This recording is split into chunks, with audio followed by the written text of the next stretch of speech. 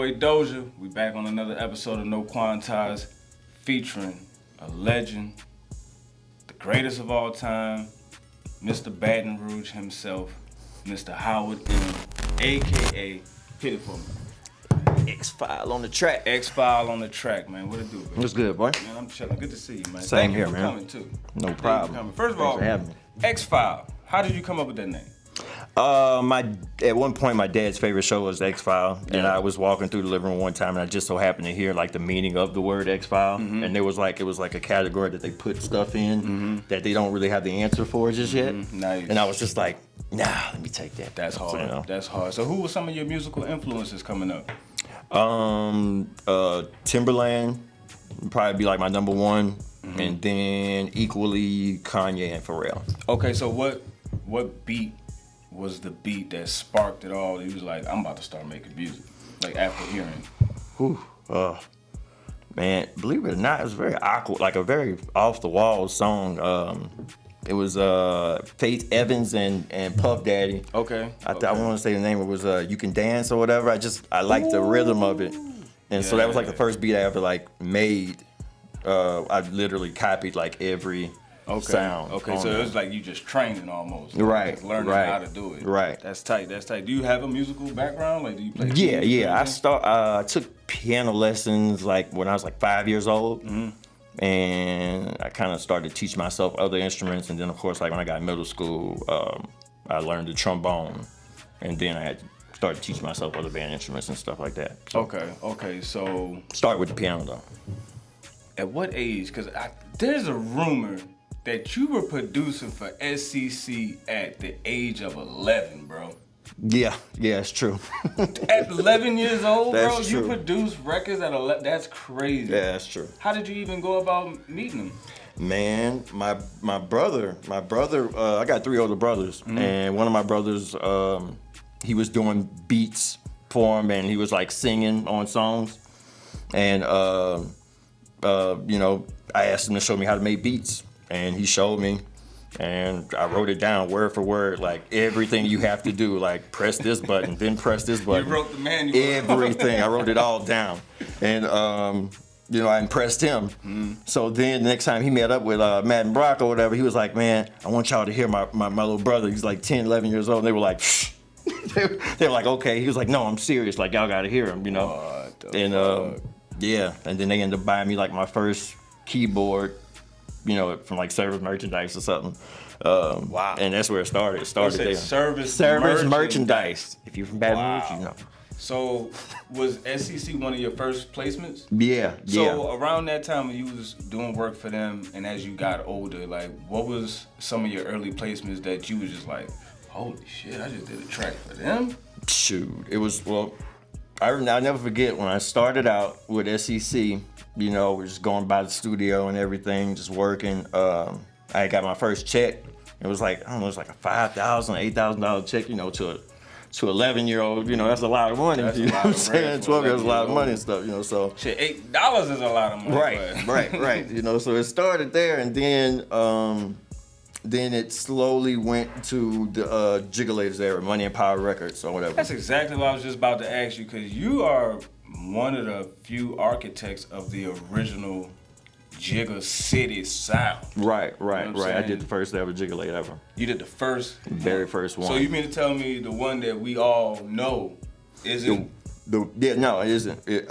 I did the very first one, and then we basically, me and Shantae mixed both of our songs together, both of the beats together, to do the one that is probably the most popular one ever. But it starts off with like that's all my stuff. It's that kind of meshed together. So that's around the Big School, the Sam I Am era. Right. Oh, that's crazy. That was a time to be in Baton Rouge. Boy. Oh, I'm telling you, I met Mookie. To be in Baton Rouge, boy. I met Mookie Black. I met him in high school in a PE class at Zachary High, and he'd never been to the studio before. So I was like, man, I'm gonna put him in the studio first time. So I introduced him to Matt and Brock, SCC. And then he turned around there later on and introduced me to Big School, and Sam and all of that. Network. So, right. Do you think politics or networking was the key for you? Getting exposure and getting your name out there.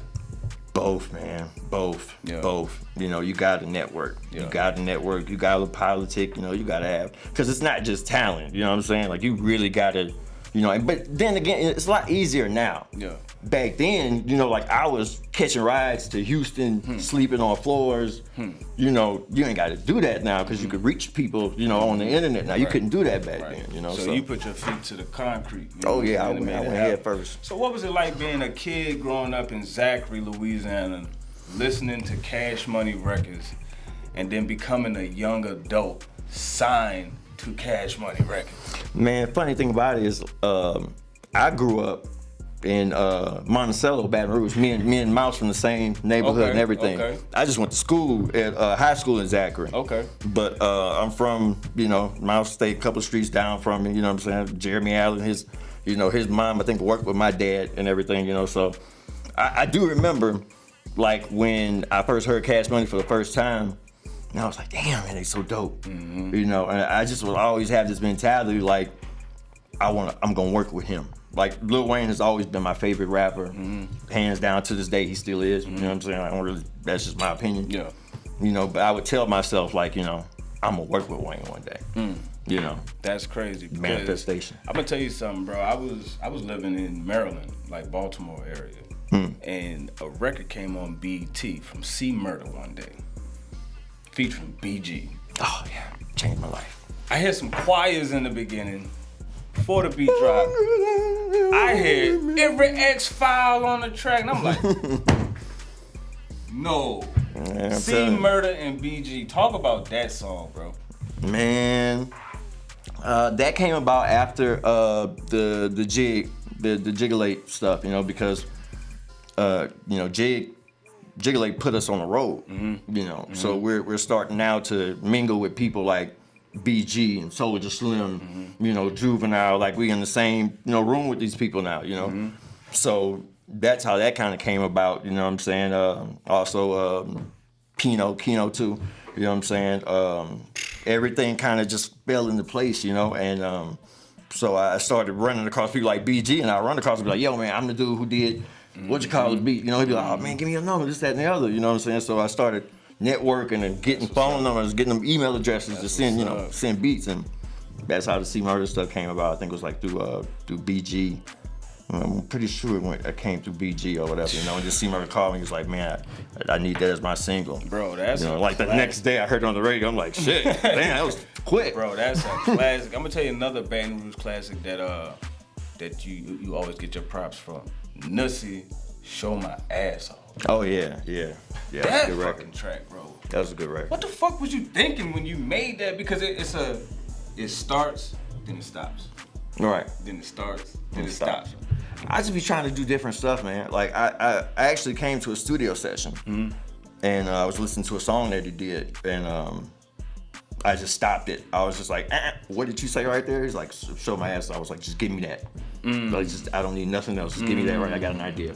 You know, like I believe in like ideas and concepts, you know, because a lot of times you can have a dope beat, you can give it to somebody, and it, you know, it don't really do nothing. That separates beat makers from producers, because you creating the idea and the concept of the song. So what was his reaction when you finished it and you presented it to him?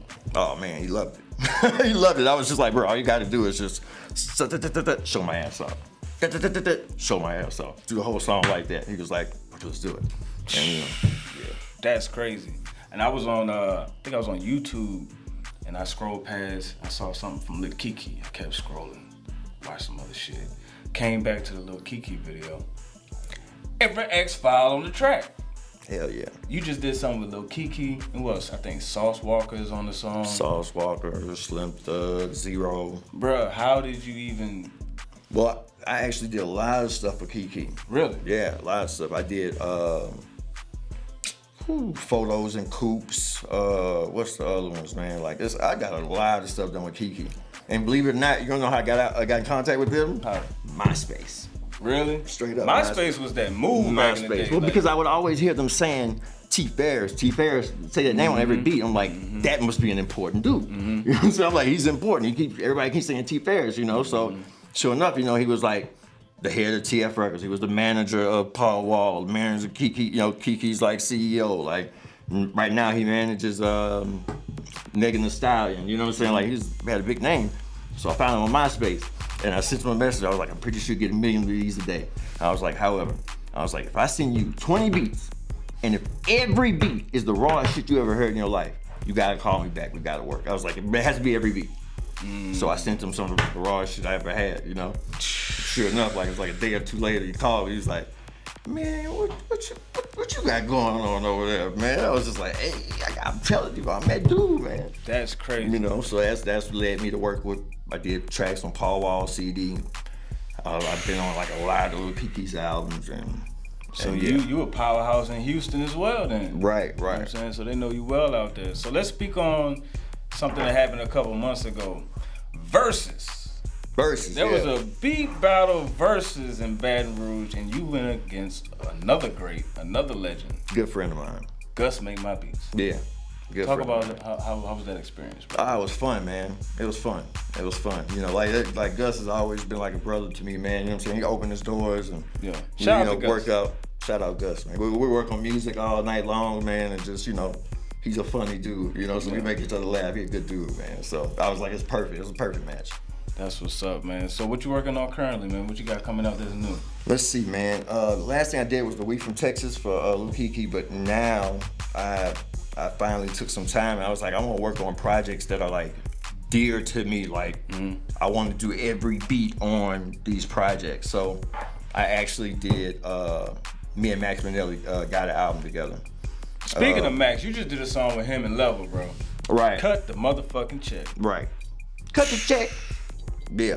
And yeah, that came out dope. But when I tell you, this Max Minnelli project right here. Shout out to Max, man. Shout out Max. It is the dopest Max Minnelli project you have ever heard in your life. Oh man, you got a date or a name of the album for us, man? Can we get a little pretty sure. I'm pretty sure. No, it's all good. It's all good. I'm pretty sure the name of the album is Burden of Greatness. I'm pretty sure. Okay. You know. Okay. I'm pretty sure. And you executive producing, or you got majority, or you trying to get? No, we both. Me and him both executive produced it. Okay. And I produced every beat on there from beginning to end. Oh man, that's gonna. And I ain't gonna lie, man.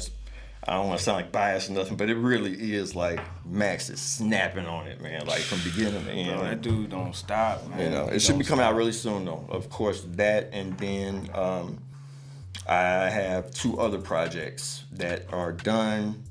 A couple of songs been released. Me and Mookie Black. Yeah, y'all got a single out right now. Yeah, we dropped 2 songs, and it's completely different than anything I ever heard before. One's called Ghost. The other one is called Green Light. And then I have an off-the-wall project called XFYS. It's me and a guy named Young and Sick. Okay. And it's just really good music, man. Okay, so what if I was an artist trying to get an X Fyle track? What would I have to do to reach out and get me a track, man? Now, you can go about it a few different routes. You could reach out to me on Instagram, which is X Fyle Music, XFYLEMUSIC. It's right there. And then 9 times out of 10, I'm gonna refer you to my management team, which is Miami Music Management, MMM. We got the same man. Me and Hardbody and DJ Cho, we all got the same management stuff. Okay. So shout out Mike Bird. They gotta hit up the management, you know what I'm saying? Yes, to get sir. the business clear. Yes, sir. Yes, sir. That's what's up, man. So before we go, bro, I gotta ask you. I gotta do it to you. I need your top 5 producers of all time, bro. Top 5. You can take time if you need some time. Top 5. But we like to shoot from the hip. 5 of them don't have to be in order. Don't have to be in order? But you can give me your number 1. Okay. Number 1 is Timbaland. I can tell you that right now. Timbo just because, man. Favorite beat by Timbo? I can't give it to you. Venus vs. Mars, You know what I'm saying? I can't give it to you. Right? It's like, bro, because, man, I'm like, he's Aaliyah Records, his Missy 8 Records. He's the innovator of sound. Yeah. You know what I'm saying? That's what I like. You know what I'm saying? Like, you're not going to hear his sounds on somebody else's stuff because he takes the time to, you know, instead of let me put a hall reverb on here, let me go to a hallway and make this dude was sampling baby laughs and crickets and shit. Yeah, right. Crazy. All right, so that's number 1. That's number 1. 2, Kanye. 3, Pharrell. Neptune's Pharrell. 4, ooh, man. Take time now. Take time now. Man, there's so many good producers, man. There's so many good producers, I ain't gonna lie. You know, Dr. Dre. And the reason why I say Dr. Dre is because his is clarity, man. Like his mixes. Oh yeah, nobody's fucking with him on that. When mix. you hear that boom, boom, yo, his snares, yo, it's his clean. snares, You know what I'm saying? his So snares is clean. crazy. You know, so All right, so that's 4. We need one more to make the list. X File's top 5 producers of all time. We had. I might catch some flack for this. Come on with it. I'm ready for it. Me, X Fyle. The reason why I'm saying that is Power because them. I Tell 'em. honestly feel like I'm one of the best to ever do it, period. And I'm gonna be one of the best to ever do it. I'm learning every day. I learn stuff every day. You know what I'm saying? And when I make beats, I'm out of body experience. You know what I'm saying? Like I literally have to listen to my stuff the next day, you know, to hear what I made the day before. You know, You have an outside perspective. Right. You know what I'm saying? I always believed in just, you know, being a leader and stuff, you know what I'm saying? And I don't know, I felt like 20 plus years, man, I tried to be you deserve to be humble on as that possible, motherfucker. you know what I'm saying? But now, you know what I'm saying? For sure. There you Now, have it, you know. man. Mr. X Fyle on the track himself, man. No Quantize with Dosha. Antidote.com. Make sure y'all follow us on YouTube, Roku TV, Apple TV, Fire TV. We're gonna keep coming with them every time. X Fyle on the track. Holla at me.